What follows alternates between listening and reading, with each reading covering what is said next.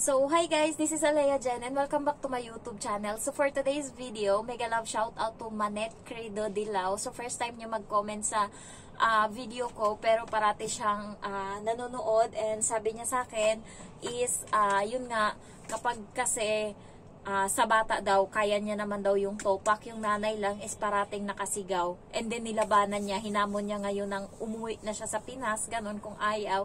And bumait-bait na yung amo ngayon. Pag nakakagawa daw siya ng mali is hindi na siya ganun na sinisigawan. So guys, totoo yan. Kapag kasi nakikita nila na takot ka, is doon ka nila, yun yung panakot nila. Alam nyo ba, yung kaibigan ko ngayon na nasa Poland na, so mabait siya and hindi siya nagbago.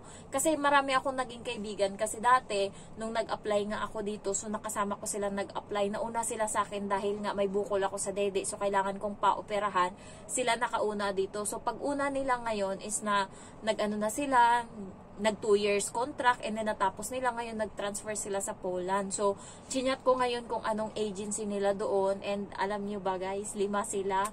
Alam nyo yung nag-reply, isa lang. Ayan, so nagbabago ng ugali lalo pag nakakaangat. Ayaw din nila na malamangan sila. Ayaw din nila na, alam mo yon, ayaw nila na magaya or makapunta din doon yung ibang Pilipino. So may magganon pala na mga ugali yung mga ibang tao din. Hindi naman nila lahat, pero halos karamihan. Kasi nagtatanong ako kung anong agency para maka-apply din, 'di ba? Para may idea din kayo, kasi may nagtatanong din sa akin kung paano mag-apply sa Poland. So para may idea ako, and hindi na nila sinasagot. Yung isa is yun yung nakausap ko ngayon, and yun yung nakausap ko kagabi ng sobra 1 hour. Ayan, nasa Poland siya ngayon, and yung agency niya nga lang dito guys is hindi na active na agency, hindi na nagpapaalis kasi halos marami ng Pinay sa Poland, and mostly nadi-deny na yung visa nila.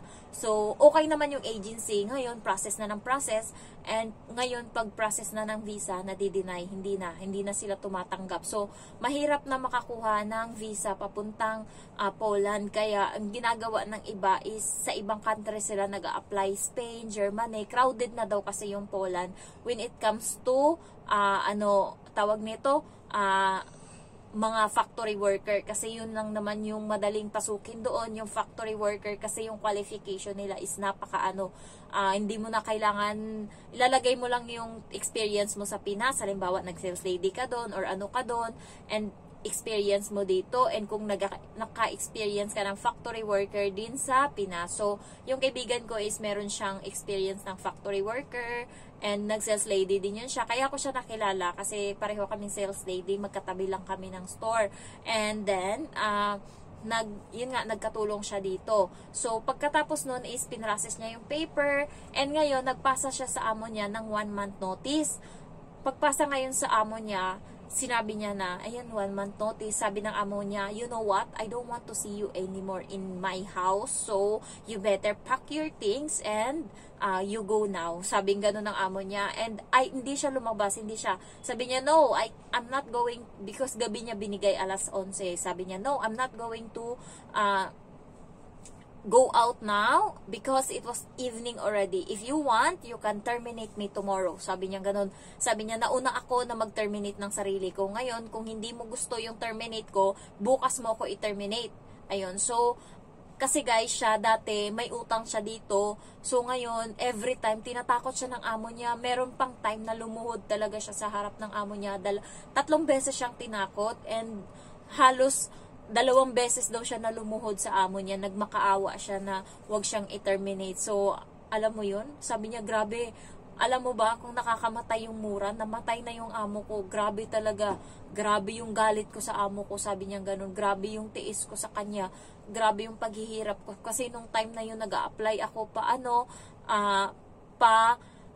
Poland, so kailangan ko ng pera, and kailangan ko ng trabaho, and nagpa-process pa ako, kaya hindi pwede, and may utang pa ako, hindi pwede na ma-terminate ako. Kaya lumuhod talaga siya guys, umiiyak daw siya ng makaawa. So feeling mo yun, yung kaibigan ko na yun is napaka ano niya talaga sa Pinas. Pagdating dito, naranasan niya din pala lumuhod.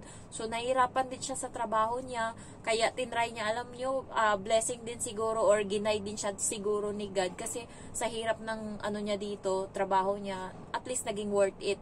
Pero guys, dumating kasi yung visa niya ngayon. So, kailangan pa ng ng 1 month bago siya makaalis papuntang Poland. Ngayon, tinerminate siya ngayon ng amo niya mismo sa araw na to.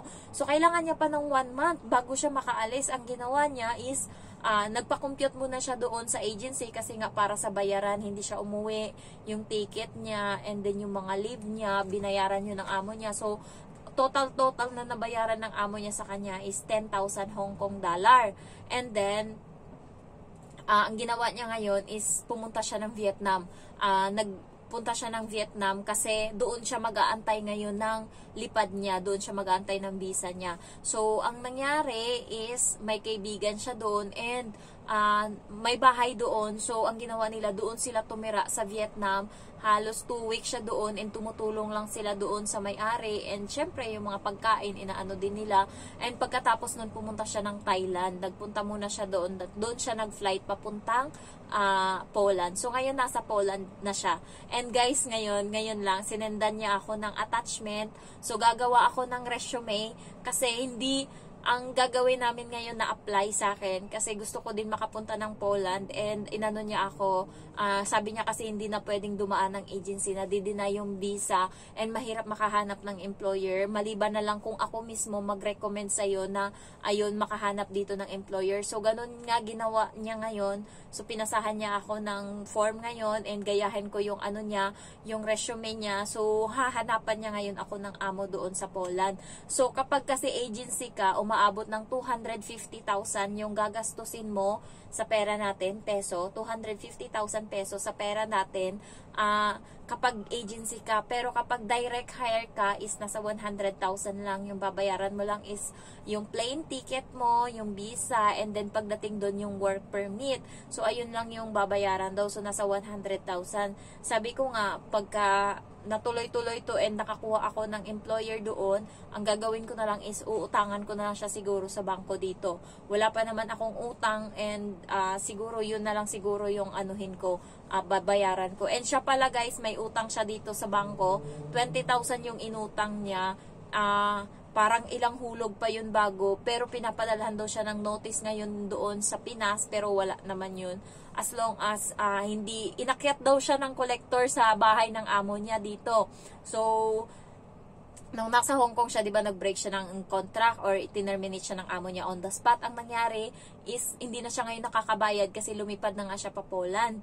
Ngayon, yung collector ng inutangan niya is inaakyat-akyat dito yung amo. Ang nangyari is yung amo pa naman ayaw ng kahihiyan, yung amo niyang maarte ayaw ng kahihiyan, ayaw ng ng iskandalo or ng ganun, ayaw ng mapagchismisan. So ngayon napagchismisan siya kasi nga pinuntahan ng collector dahil sa utang ng kaibigan ko. So binlock niya sa WhatsApp yung amo niya. So bahala na daw yung amo niya dun. So ayun yung gagawin na lang namin na na tawag nito na process. So, by faith, kung guys, kung matuloy to or guide ako ni God, at least kapag mabibigyan ko din kayo ng idea. And yung trabaho niya pala doon is nagpa-packing daw. So, marami na talagang doon, mga crowded na talaga para sa Pilipino doon kasi karamihan mga helper dito sa Hong Kong nagpunta ng Poland.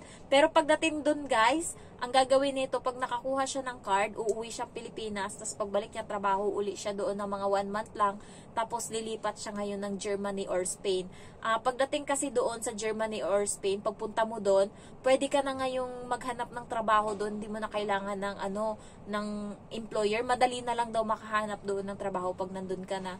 And siya ngayon is may kasama siyang nobyo niya, taga Ukraine, and nasa bahay sila, parang isang bahay, and sama-sama sila doon, mga Pinay and mga ibang mga lahi na mga din, parang nag-rent ata sila. So ngayon kasama niya doon ngayon yung boyfriend niya sa bahay na yon. So nachika ko na yung boyfriend niya is Ukraine, pero yung na yon is magbabarko din sa susunod. So, sana i-guide siya ni God kasi mabait siya and hindi, alam mo yung ano, hindi siya, kung ano yung pakikisama niya dati sa amin, ganun pa din siya, hindi siya nagbago. Hindi katulad ng iba kong mga friend na hindi na talaga nakapunta na sila doon. So, hindi natin alam, nauna sila ngayon, pero 'di ba, hindi naman natin alam kung ano yung kapalaran natin. So, ayun lang, na-share ko lang and huwag kayong matakot sa amo nyo guys, especially pag nasa tama kayo, speak out nyo kung ano yung nararamdaman nyo.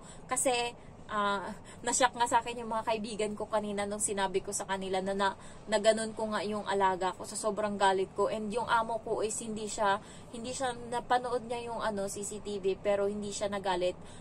Kinausap niya lang yung bata kasi tinanong ko yung bata pag uwi, sabi ko ano sabi ng nanay mo, sinabi mo ba sa kanya yung nangyari? Sabi niya oo. Sabi niya nagsorry ako, nagsorry ako kay mommy, sabi niya ganon. Tapos binublower ko sa ngayon, naalala niya na tinapon ko ngayon yung candy niya, tinapon ko sa sobrang galit ko, dami nun, ganun nilagyan niya kasi ng tubig, so tinapon ko ngayon, naalala niya, tumakbo siya sa mami niya sa harap, sabi niya ganun, nagsalita ng Chinese, sabi niya ganun na tinapon ko nga daw yung yung pagkain niya, and then yung mami niya ngayon, may sinasabi sa kanya, yung nanay niya, parang pinapagalitan siya, tumaas yung boses konti, ini-explain, yung tatay is nandyan lang, tahimik, nagsiselfon. Tapos sabi ko, ano yung hinahanap niya? Laruan ba ma'am? Sinabi niya sa akin na may tinapon ka daw. Tapos nag-explain ako, ay oo, tinapon ko, sabi ko ganun. Paano kasi, yung candy na yun, nilagyan niya ng tubig, tapos nilaro niya doon sa kama ng niya, kwarto niya, nagkalat doon yung tubig. Punas nga ako ng punas, sabi kong ganun. So, yung bata is nanahimik, wala siyang nagawa, hindi siya nagsumbong, wala na. So, pala sumbong siya, pero hindi naman siya kinakampihan ng amo kong babae. So, sabi nga ng mga kaibigan ko, meron daw may mga may mga saltik ba, minsan hindi mo maintindihan na na yung ugali nila. So, ganun daw. Nakita ko tong alaga ko, meron siyang papel na pina-check nga siya, yung niya, yung mental niya, yung psychiatrist, ganun pina-check siya. Kasi nga, may mali dito sa ugali niya. So, nadadala lang siya ng amo ko na pero may mali talaga minsan. Pero madali naman siyang kausap. Basta anuhin mo lang, hanapin mo lang kung saan banda yung kiliti niya. So, ayun lang guys. Thank you for watching. Bye-bye.